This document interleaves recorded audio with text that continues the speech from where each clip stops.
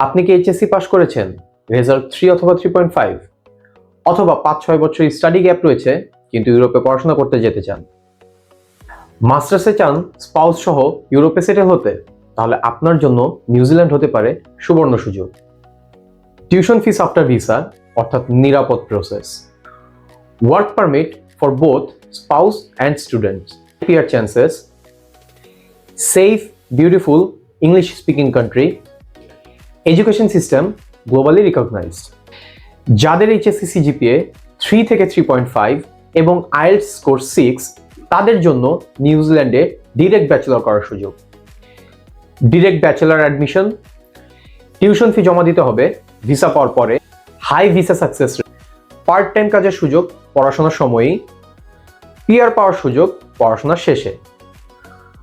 অর্থাৎ HSC pass করেই আপনি ডিরেক্ট ব্যাচেলর করতে পারবেন উইথাউট ফাইন্যান্সিয়াল রিস্ক।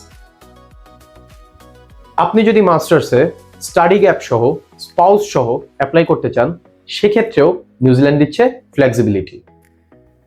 আপনার ব্যাচেলার্স সিজিপিএ যদি 2.50 হয় এবং স্টাডি গ্যাপ যদি 15 থেকে 20 বছরও থাকে, সেই ক্ষেত্রেও আপনি নিউজিল্যান্ডে মাস্টার্সের জন্য অ্যাপ্লাই করতে পারবেন।